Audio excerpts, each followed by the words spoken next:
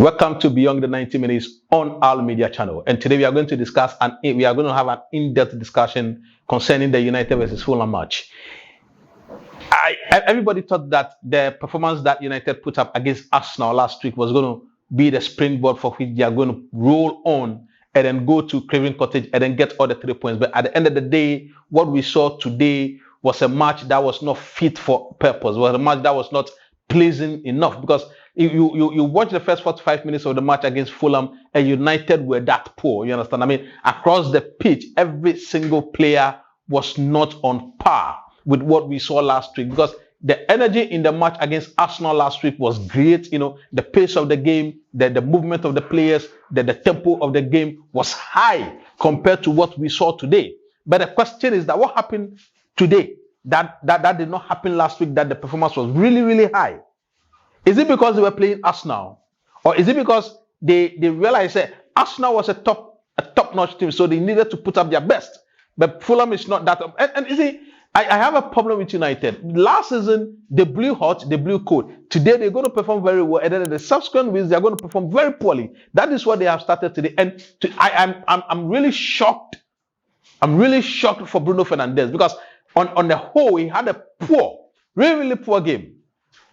Per standard, you know, and I don't remember the last time that I've spoken so negatively about Bruno Fernandes, to the extent that the first time he got a penalty and he fluffed it. I mean, I don't remember the last time that he missed a penalty, but it's not necessarily even about the missing of the penalty, but the way he fluffed it. You understand? I mean, Bruno Fernandes does not really go for power when he strikes a penalty. He goes for placement. He mostly goes for placement. So I really do not know what went into the thinking behind him going for power today.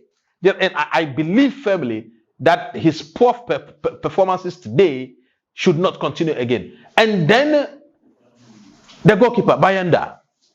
I mean, last week we spoke about you. You understand? I mean, this is the English Premier League. If you are not comfortable with set pieces, teams are going to take advantage of that. So if you realize that during the 90 minutes, every corner that Fulham took, they did not place the ball in the 18-yard box, but rather they were putting the ball directly in the 16-yard box, because they knew that the goalkeeper had a problem or has a problem with defending set pieces, and they took advantage of it. You understand? So it is something that the goalkeeper's trainer would have to work on, because if you want to succeed as a goalkeeper in the English Premier League, you would have to be comfortable with touch. This is not the Spanish La Liga where referees are going to be protecting the goalkeepers. No, this is the English Premier League where contact with goalkeepers are allowed.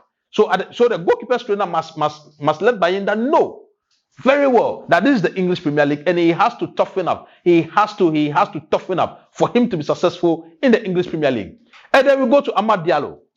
Amad Diallo, the reason for which you were brought into the game today was for your attacking impetus, because Diego Dalot is more defensive when it comes to football. But with Diego Amad, you have more of an outlet when it comes to the attacking phase of the game. But for the whole 65 minutes that you were that he was in the game, he was that poor. You understand? I mean, for 65 minutes, not even a single cross into the penalty yard.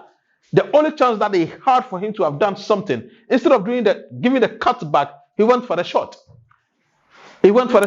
And if he is benched, he will complain. Diego Dalot came, and then we saw the same thing. We saw the same problem. I think Amorim would have to be very clear in his instructions. If Matheus Cunha is playing as a makeshift number 9, as a false 9, or Mason Mount is playing as a makeshift number 9, and you don't want the wing backs putting in the crosses, fine, I understand. Tactically, it's not going to be effective, because these are players that are not strong in the air. These are players that are not comfortable holding the ball up. But the moment you change the personnel, and then you change the information given to them, and then you bring on a traditional number 9 who is comfortable in the air, who is comfortable struggling with defenders, and you still keep on holding the ball, you still keep on going with the short passes, you still keep on not putting the balls into the penalty box, then I have a problem with it, because you cannot buy a striker for 60-70 million pounds, bring him onto the game, and then you don't feed him. If you do not get your striker into positions where he's going to be comfortable with the ball, then of what necessity do you bring him into the game? Because the game is at 1-1. You bring him onto the game. you are chasing the game, you want another goal, and you don't put the balls at the channels through which it's going to run through. So what do you expect the striker to do? And let me tell you, strikers feed off being fed. That is what strikers do.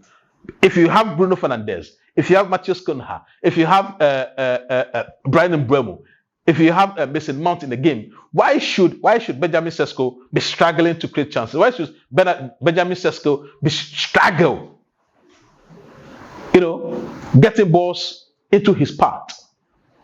And then Matheus Cunha, against Arsenal, you were able to drop. He drops into the midfield, get the ball, drive the ball. We did not see that today. And today he even flopped. The best chance in the first half fell to him.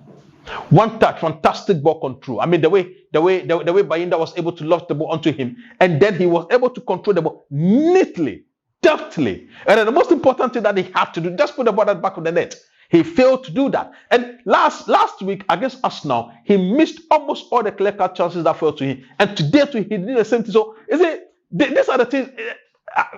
Even if the team is doing very well, and then you do not score goals, then what is the essence of creating the chances? So today, I can confidently say that the whole team from United were poor. Really, really poor.